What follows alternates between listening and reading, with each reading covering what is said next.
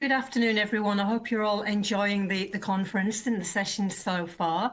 My name is Dee Arp and I'm Chief Operating Officer with NEBOSH, and I'm delighted to be joined by Dr. Trudi Taylor and Jason Schie in this session on Agile working, new expectations and new approaches. We know the global toll from stress, depression, and anxiety. Half of all work-related ill health in Great Britain comes and is caused from stress, depression, anxiety, and we know it's a similar picture around the globe, probably only exacerbated by COVID-19 and the pandemic. So in this session, I'm delighted to be talking about how organisations can support the mental health and well-being of their workers amid what is really a new set of new expectations and the benefits and challenges that are presented by the wider use of hybrid and agile working practices. But before we get into that really interesting discussion and debate, I'll hand over to Trudi to introduce herself and then to Jason. Oh, thank you, Dee. Lovely to be here. Thank you, and great to be here. My name is Dr. Trudi Taylor, and I suppose a sort of relevant background to this is a human factors practitioner, but also work in the world of coaching. So I see both ends of kind of systems design and design for work, but also work with individuals to support them through their mental health and well-being at work. So lovely to be here. Amazing, welcome, thank you. Jason. Yeah, thanks, Dee. So Jason Schie, I'm the Managing Director of a company called People Diagnostics, who have a product called Flourish DX.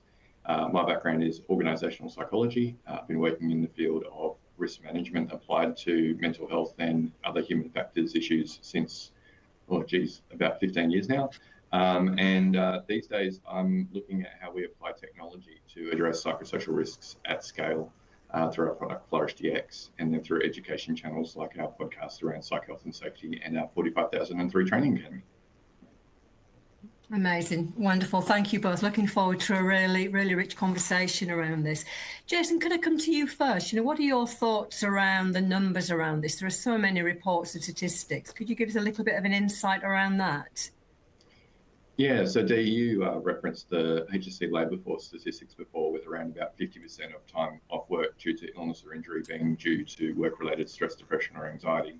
And they're alarming figures, right? And it's funny, the pandemic has really shone a light on the importance of mental health and the impact that the change and the stresses related with COVID on how we do work and how we work in remote and isolated conditions in a lot of instances when we're doing work from home, the impact that can have on mental health. But those statistics were high even before the pandemic started. And in fact, since the pandemic, it's come down slightly, still at alarming levels, right? If 50% of illness absences are due to work-related stress, depression and anxiety.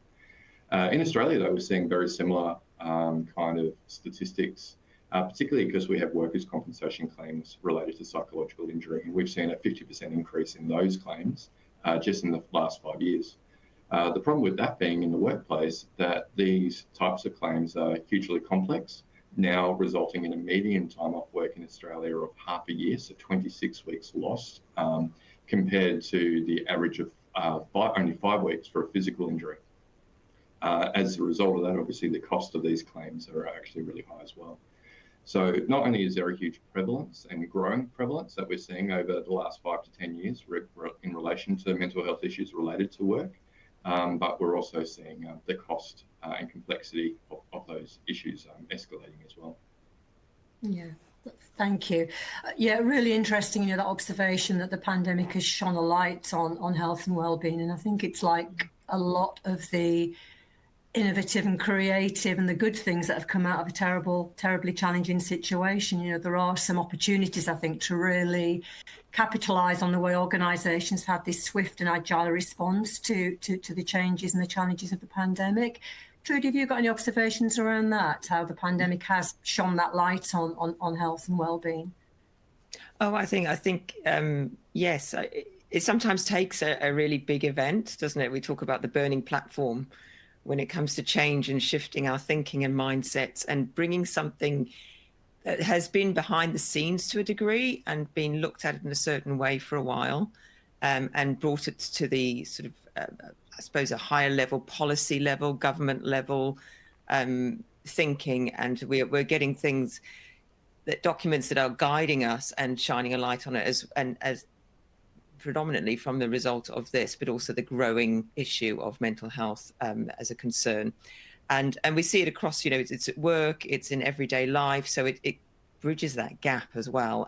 We're seeing it in kids, in schools, and actually the focus on it is a positive thing, because what it's doing is it's giving some weight to now the policies, the documents that are coming through, the tools that Jason's referring to, the digital platforms and the technology that are going to enable people to take on something that may be slightly fearful and complex when you first start out and feel a little bit overwhelming, a bit like other things that we've seen. So if we draw a parallel to, major safety incidents, Piper Alpha, Ladbroke Grove, the Texas City, all these things, they shone a light on safety as an outcome and physical harm and the sort of cultural element of that and the systems element of that. And now what we're seeing is that thinking coming together as a result of this.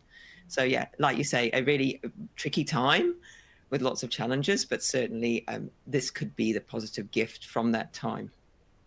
Yeah, absolutely. Interesting though, Trudi, you comment on that coming together. I think, we've seen that as well, that never before has the world been so connected, but our profession has never been more connected. Everybody was sharing the same challenges and now can share the same learning, which is, like you say, another gift.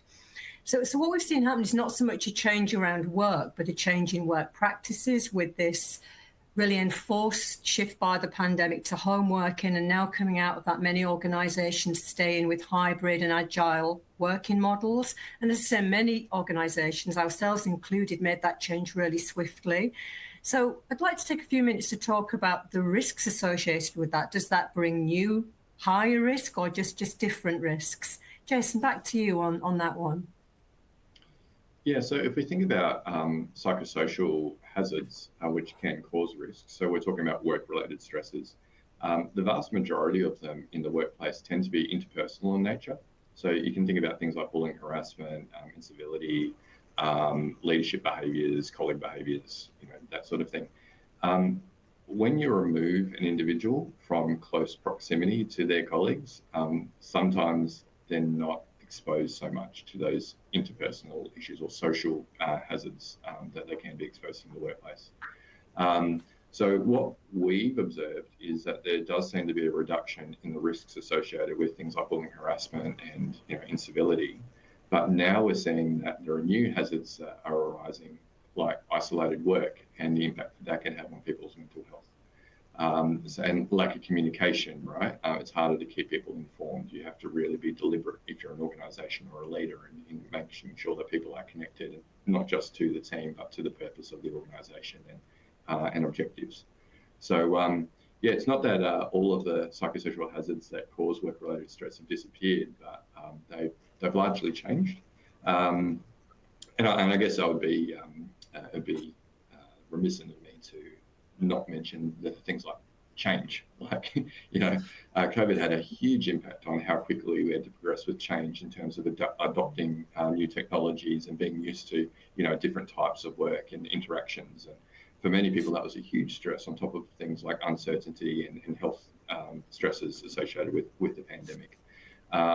So there's, always psychosocial hazards that are around, but I guess we've seen a change in them. And again, as we move to more hybrid ways of working, no doubt, new hazards will emerge as the top ones that companies need to be cognizant of.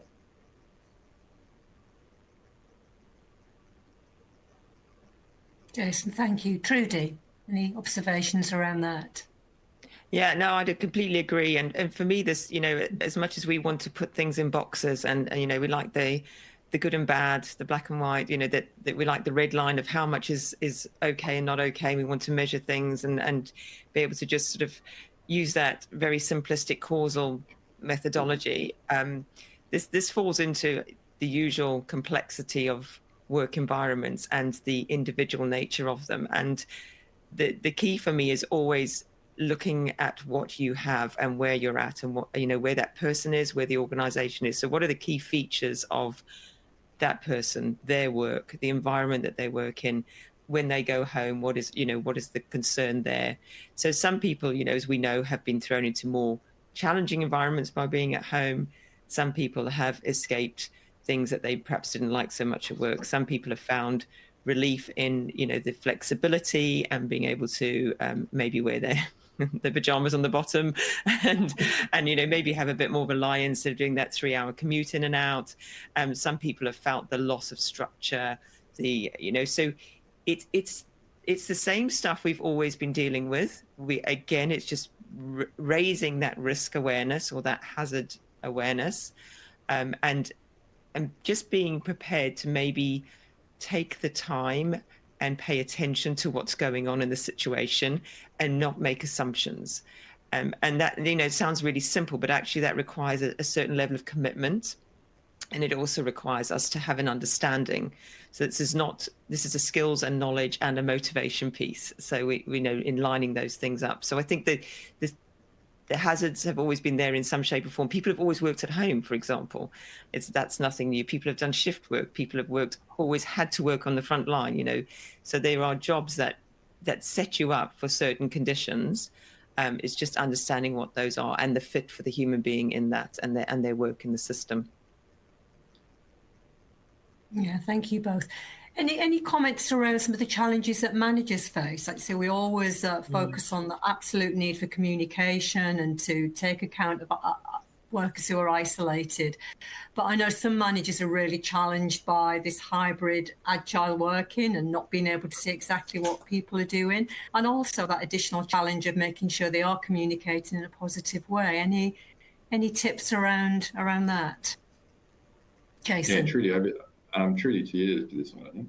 No, thank you, Jason. I guess this is, you've hit my sweet spot here, and no surprise. Again,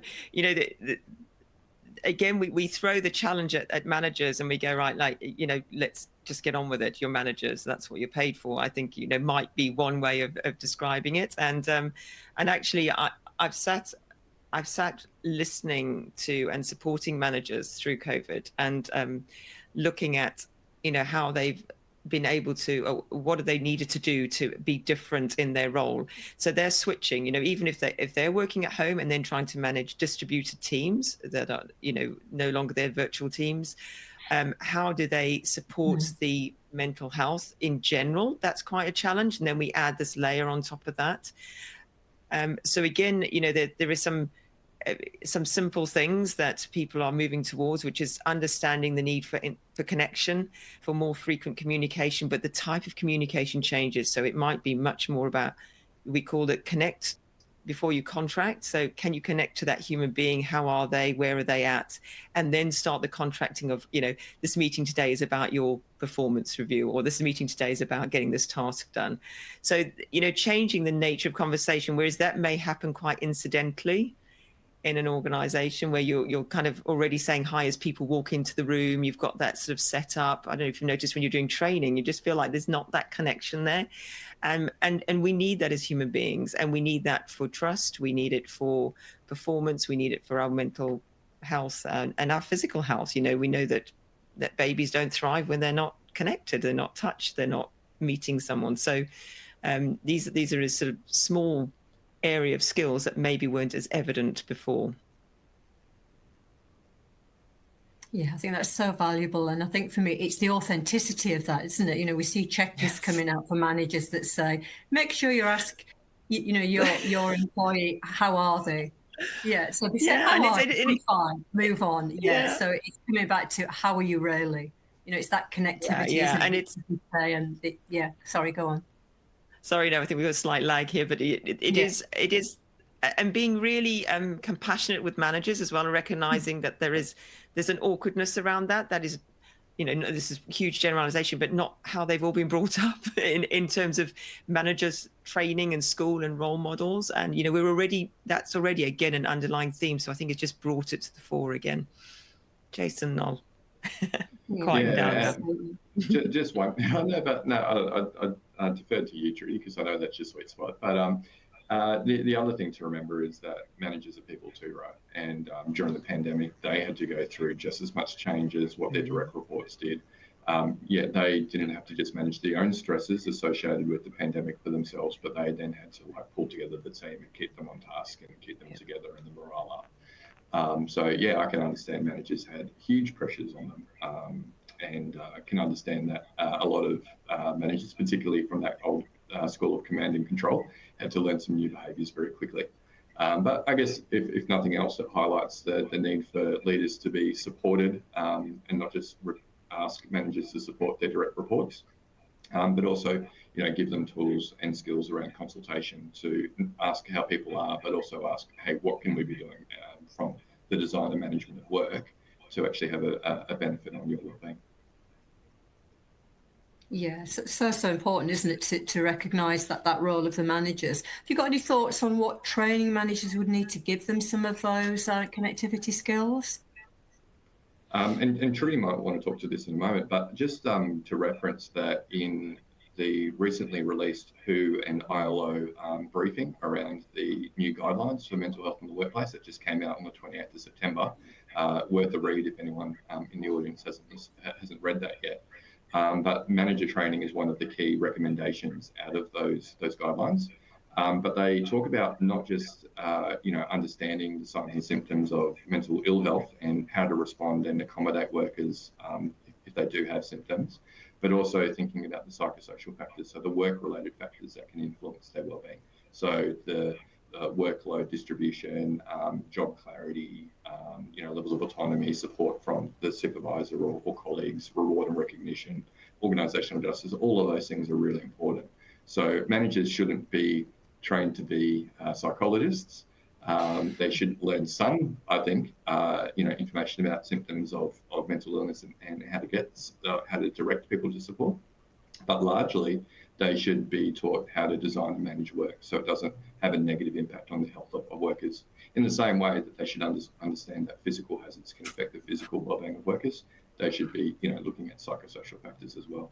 But look, let's face it, a lot of the audience being health and safety practitioners, this is new ground for most of them. So if it's new ground for health and safety people who are going to be more and more responsible for psychosocial risk management into the future, you can imagine the poor line manager probably doesn't know too much about this either.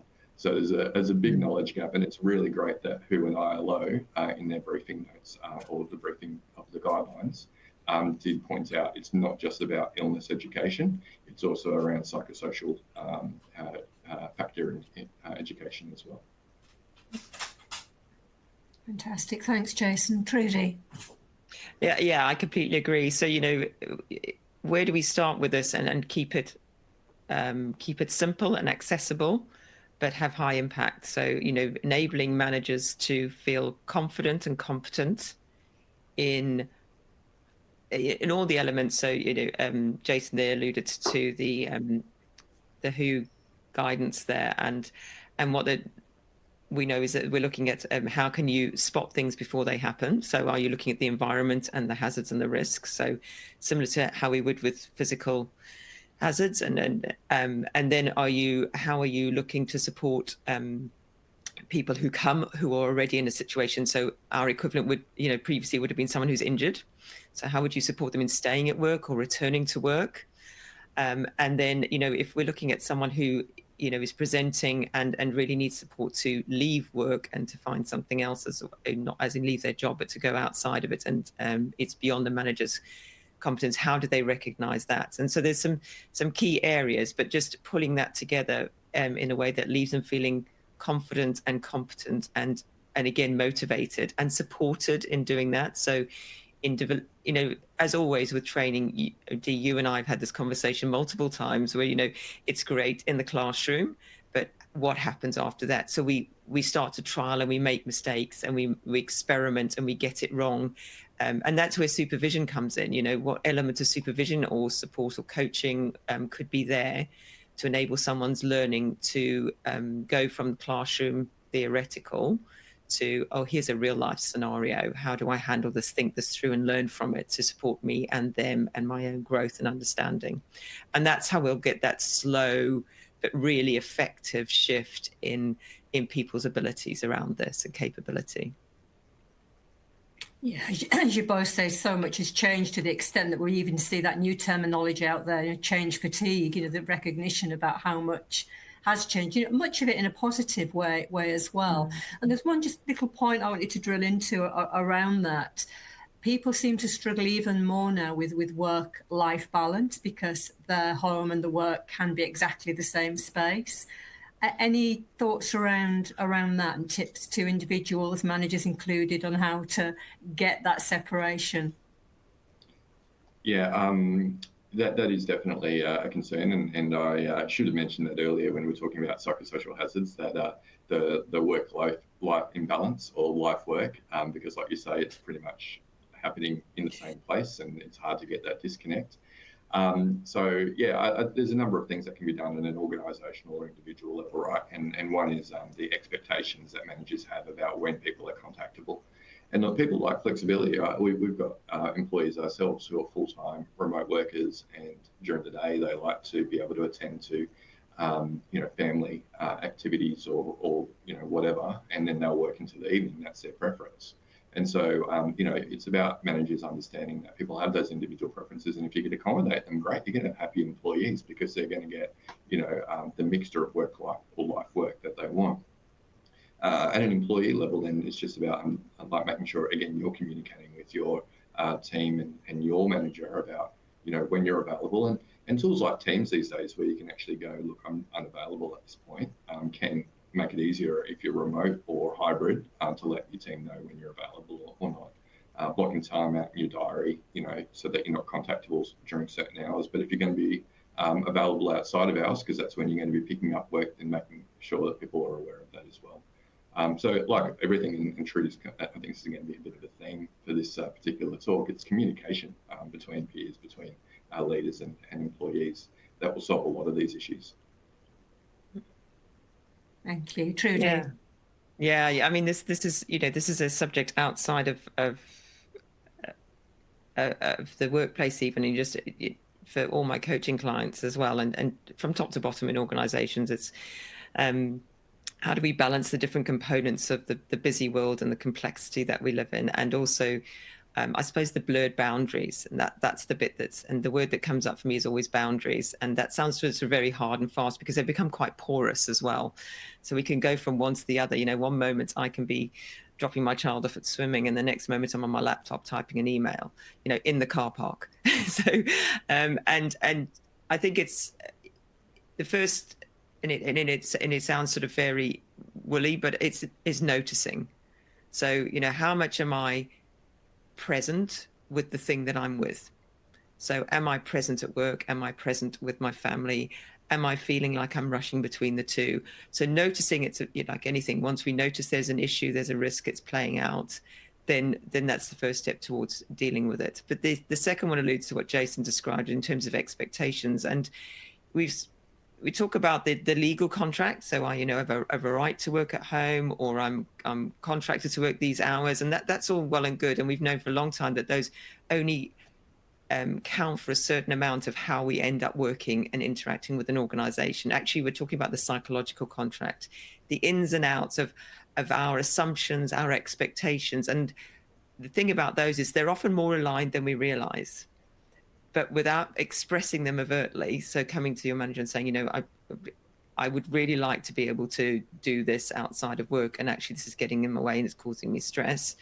Then the manager might turn around and say, well, actually, do I had no idea that was going on in your life.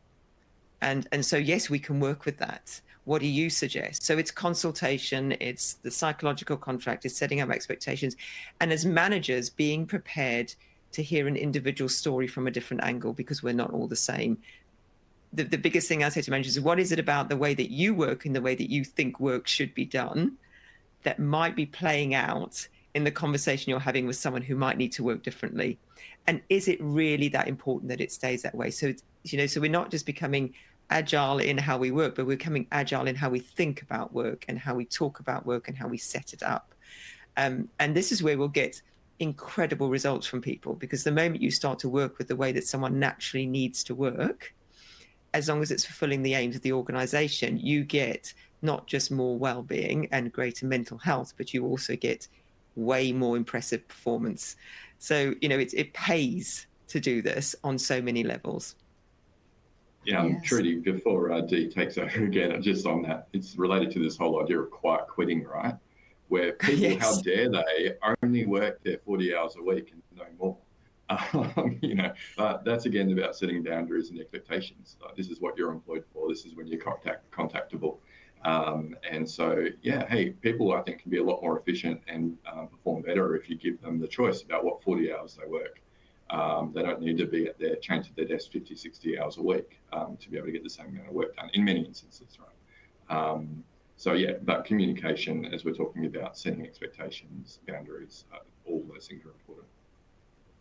Yes. Yeah, and that comes back to, sorry, Dee, that comes back to trust again, doesn't it? Which is, this is where the pandemic taught us a massive lesson in terms of people. When you said, how does it affect people?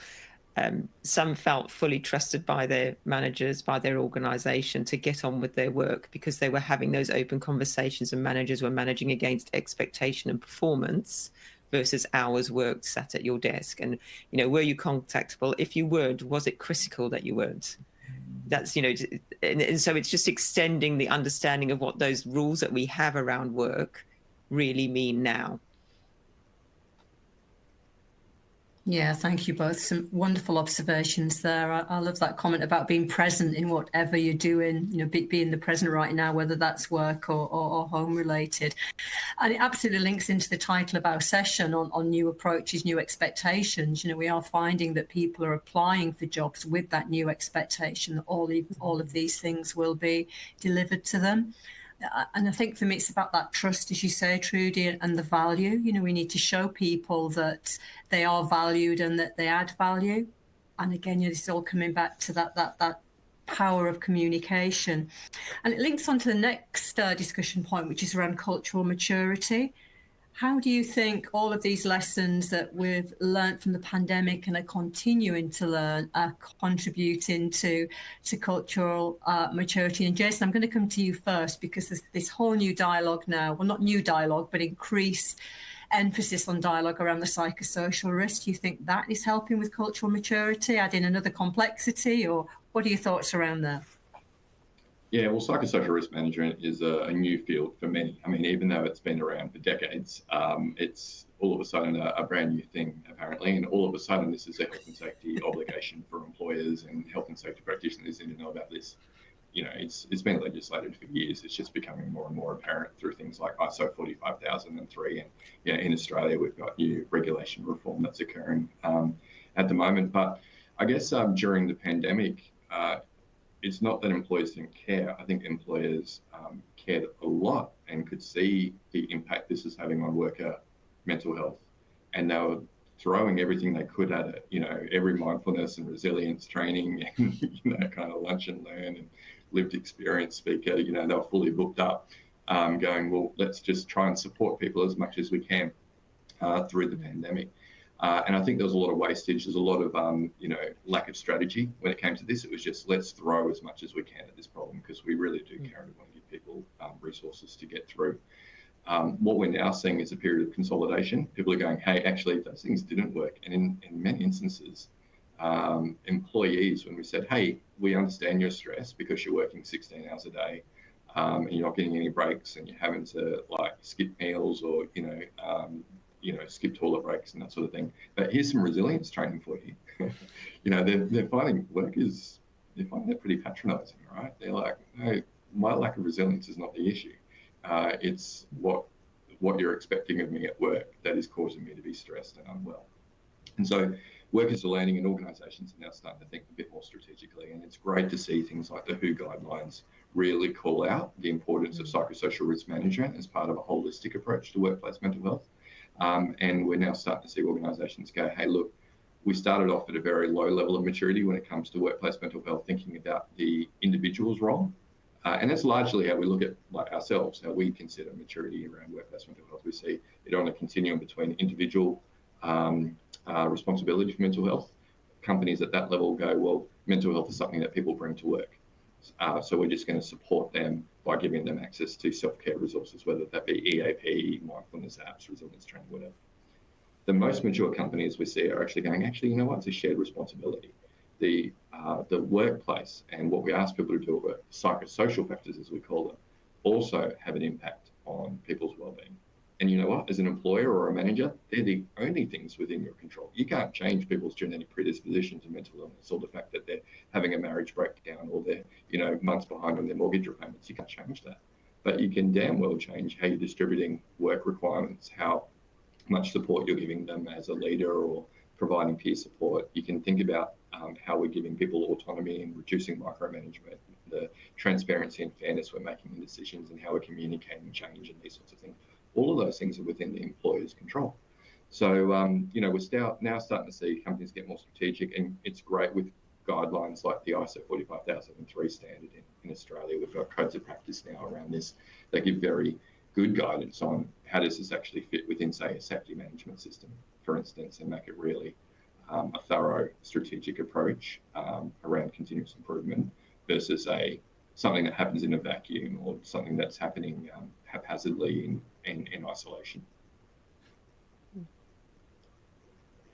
Thank you. Trudi? Yeah, so I fully agree with Jason's sort of view on that. I think, when I think of the sort of maturity models of anything, human beings, organizations, the different models that we come across, the Bradley curve, the Patrick Hudson's work, in safety culture maturity, it all starts with where you see the relationship between the outside and the inside. And so are we looking at, for a while we said, if people are unsafe, then it's because they're just being naughty, for want of a better word, or, violating or breaking rules or that kind of thing. And so what we'll do is we'll bring in some, as we go up in maturity, we'll bring in some rules, and we'll bring in EHS practitioners and safety managers, and they'll deal with it. And actually what we'll see is a similar, I imagine, trajectory, because it's happening with carbon, it's happening with ethics and diversity and inclusion. We move from discrete pieces that kind of are a bit like mole whacking, we'll spot them, we'll keep whacking them down, and it seems like, and that's useful learning, that's natural evolution, because what we will do is find what works. And the beauty of other people doing that is if you can get a handle on what happened for them, you can bypass that pain to a degree. But the same as has happened with safety culture, from my perspective, is we will always need to be, again, noticing where you are. Where is this organization in their thinking? What are they saying? So therefore, what's their cultural maturity around this? What level are you pitching this at? And meet them where they're at, and then move on from there. And predominantly, if you do that, and we do that in coaching as on an individual basis or with teams, as we meet people where they are, it's called pace and lead. So you go at their pace for a bit, you notice, you walk alongside, and then you start to lead. Here is the stuff that you can do next. Here's the next piece that you can take. So that you're not joining up, it was described in probably a relevant analogy. If someone is severely depressed, you don't barge in and go, come on, cheer up. You work out where they're at, and you give them what they need to move out of the dark hole. And then you start to move them into the stuff that positive psychology, like, a gratitude journal or something, mindfulness practice will start to work with someone later down the line. So it's about meeting people where they're at and assessing that. And I think we can assess what people have. We can assess cultural maturity in terms of what they're saying, how well embedded, some of these ideas that we are now getting from policies or tools and technology that Jason will talk about in terms of what you can identify, a bit like we used to do or still do cultural maturity assessments, and then slot into that pace. And I think that's really important, because otherwise we could end up slamming people of kind of early cultural maturity with big stuff, and that just sets them back, or they put it in and it doesn't really come to anything. Lovely, thank you both. And to our audience, do please keep questions coming, and we will try and cover as many as we can, either directly at the conference or indeed afterwards. It's such an interesting debate we're having here. And I think what we've drawn into the conversation there is this word resilience. So it's another word that during the pandemic and again post-pandemic we've seen a lot more use of. And it's interesting, I think, you've both touched on how the focus traditionally has been on giving individual resilience as opposed to the organisational resilience. Do you think it's fair to say now that with some of the tools that are coming around and out around mental health and wellbeing and the ISO standard, that there's more out there for organisations to learn about the need for organisation resilience. And I think for me that is the more powerful, isn't it? The individual resilience, and as individuals we've got huge resilience, but we can't change the way society thinks, but organisations have got some power and control to change what happens in the organisation. So yeah, I think some real important work can be done on bringing the two together, and it's wonderful that you've both touched on that. So Jason, back to you to talk a little bit more about resilience and how that combines with this cultural maturity. Yeah, like you say, resilience training and mindfulness is, I think, for too long been seen as the panacea to all the concerns in workplace mental health. Let's just give people these resources and they'll be right. I think this audience would be particularly understanding of things like the hierarchy of control zone. When we have a hazard, the least effective control that we have available to us is PPE. In a mental health equivalent, that would be self-care. Let's just tell people to be more resilient or be more mindful, because what we've done as an organisation is we haven't eliminated the hazard, or we haven't reduced the risk to a low enough level, because we haven't bothered. So until a company goes and either tries to eliminate hazards, whether that be workload distribution or lack of job control, for instance, or try to redesign work to reduce some of those stresses that are causing harm to people, I think it's not very nice to then go straight to the bottom level control and go, hey, here's some resilience training for you. It's kind of like saying to people, hey, we're not going to put guarding on, these saw blades. Just, take care of yourself. Or, we're not going to give you lifting aids or make the boxes smaller. Just go to the gym and get stronger, right? It's, health and safety people on this call hopefully would be going, that is not the way we manage physical hazards in the workplace. But you know what? It sounds really bad, but that's the way that we manage mental health risks more often than not in the workplace. So the great thing is that, we're getting some great guidance now from WHO, from ILO, from ISO, that is saying, hey, there's actually a better way. As Trudi will no doubt talk to, we can take a systems level view and start doing systems thinking, which health and safety professionals can bring their skills to, and understanding of risk management principles to mental health risks. And I just want to clarify here, because it has been confusing, I think, for many mental health practitioners. I even got called out on it yesterday because there was a clip that went up of me, and probably the title was confusing because it was saying that mental health risks should be controlled in the same way as physical risks. Mental health isn't a risk, it's an outcome. And mental health, as defined by the WHO, is actually a positive state of wellbeing. So it's a positive outcome, right? It's what it looks like when you're doing things right. It really should be around work-related stresses or psychosocial hazards are the risks that we need to manage within a workplace. And so there's some very good guidance from those bodies now around how you can take more of a systems view and a systems lens and a risk management lens to addressing these psychosocial hazards, the work-related ones, to fundamentally keep people or prevent harm to people. And if we do that well, we're likely to have beneficial impacts on people's well-being as well. Over to you, Trudi. Thank you. No, thank you, Trudi. Oh, yes, I mean, so much there. The word I'm picking out is obviously resilience, and when there's going to be some terminology stuff going on here, because already we're talking about psychosocial risks, and what does that mean to somebody? What do they understand by it? So we've got a whole new language to learn and to share and to be clear around. And our understanding, or the way that we're using this sort of resilience is individual resilience. The focus is definitely on that. As soon as we hear that, we don't even think beyond that, do we? So, and I love Tim Clark's sort of description of working in psychologically unsafe environments where we're asking people to overcome their fear in order to speak up and to be seen and to participate. And it's over muscling in there and having to overflex the muscles to overcome fear. And if we're asking people to do that on a regular basis, and that's the equivalent of resilience, really, is just to keep doing something up against the same stresses, the same hazards that are causing the same impact on you, and you are responsible for overcoming that on a regular basis.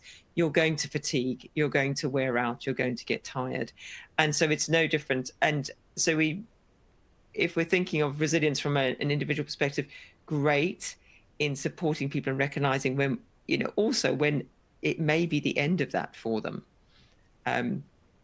And on the organizational side, we've obviously got some mixed terminology with sort of Eric Holnagel's work on resilience engineering and organizations, but it's still the same principle. Is what is it that we can build into the system and into work that means that, you know, it's more likely to be able to withstand the buffers of the hazards and the risks and the attacks on it, and create a more useful outcome. And so that's the same. If people are part of that system, we are building resilience around how they work, and how the work is laid out for them, so that co-agency between human and system then becomes a more resilient relationship as well. So it's running throughout the system, and just so that we can sort of maybe shift our thinking from the moment we hear that word, where else could that be? Where else could we create it, so that people don't have to bring all of their strength and their muscle to overcome fear or whatever else it is that's going on for them each day? Yeah, amazing. Thank you both so much. Well, we're swiftly moving towards the end of our session. So the last area I just wanted to touch on was how do you get equity among employees? You know, we're talking about, you know, mental health and well-being. We all have it. We all express it and have different needs. How do you get that equity in a workplace? And for the final part of our discussion, any takeaways for our audience? You know, where do they start? There's been so much rich discussion here, but just one or two takeaways for our audience to go back to work. What would you suggest they start with and to look at if they haven't already got strategies in place for health and well-being? Jason. I was going to say, Trudi probably would like to talk to that. Well, I might steal Jason's thunder here, because he alerted me to the various documents and the WHO documentation. I think, you know, arming yourself with the big picture so you can see where things fit in, for me, is a natural mental strategy for me. So that's, you know, I'm a global thinker, so that's really useful. If you're that way inclined and it's feeling like it's all a bit bitty, definitely go in there and see how things fit together. And then have a look around and see what your current setup is here. And you know, you are going to be dealing with, you know, part of that, the strategy in there is about how you work with people who are coming to work with different needs. And so it slots into the, you know, everyone has the right to work. Everyone has the right to work in an environment that supports them and doesn't cause harm. And ideally, in my mind, we should be growing and becoming, you know, more of a happy human being at work. But that's, you know, that's the bigger picture stuff.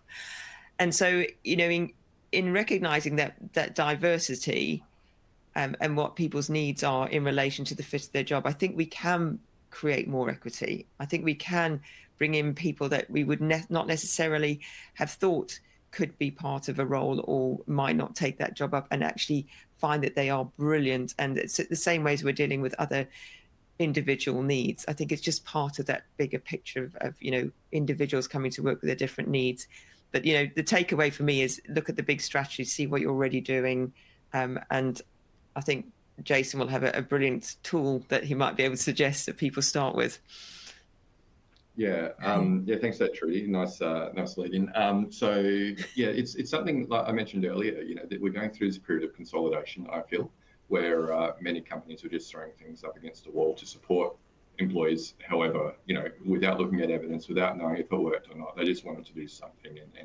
And now just random activity is being, you know, replaced by more strategic thinking, like how does this fit within a holistic strategy? And that's the great thing about the WHO guidelines. And I'm pretty sure NEBOSH will be putting some links out for the WHO guidelines, as well as the ISO 45003 that we've referenced a few times. But it really talks about taking this integrated approach where we don't just look at how do we respond to ill health and accommodate workers who need support for ill health symptoms, and not how do we just promote high levels of wellbeing, but how do we prevent harm? And really what we need to be doing is thinking about those three different levels of intervention, particularly in large organizations where you're going to have employees at all different levels of, you know, mental illness through to flourishing. And so with that in mind, you know, our team a few months back started working on a new tool, which we're calling the mental health benchmark, that we collaborated with about 40 experts from around the world to make sure it was an international tool. It just so happens that it aligns very, very nicely with the WHO guidelines, and we're looking at 3 levels of interventions and we've been talking about maturity a bit today. We're talking about systems level maturity. So what we're looking at are what are the common systems or interventions that companies use, and that includes things like professional mental health assistance, like an EAP. It includes things like psychosocial risk management. It includes mental wellbeing tools and education. But we look at it from a level of low maturity, like, hey, we've done this as an isolated project, or this is an ad hoc activity, or awareness raising, right through to, hey, we've got leadership involvement all throughout the organisation who are participating in this and supporting it. We're collecting quantitative data and doing continuous improvement. That's the highest level, most systems level maturity, right, when you're looking at continuous improvement. So it's a free tool to help companies evaluate against those 10 systems and processes aligned to that integrated model. How are you doing? Identifying those gaps and identifying then next steps to take to improve your maturity and improve, I guess, the impact that those systems and interventions can have on employee mental health outcomes if we are doing it correctly. And I believe hopefully NEBOSH will be connecting to that tool via a link, but you can search it up as well, mental health benchmark. Amazing. Thank you both so much. I'm sure the questions will keep coming in, and I'm sure our audience will have got so many takeaways from that discussion and debate today, and your valuable input. So thank you both so much. And as individuals joining us today as well, have takeaways on a personal level as well. You all have mental health. We all have mental health. So, that great tip about being present, in whatever you're doing is something we can all take away. So Trudi, Jason, thank you for your time. Thank you for our audience for joining us, and enjoy the rest of the conference. Thank you. Thank you. Thanks.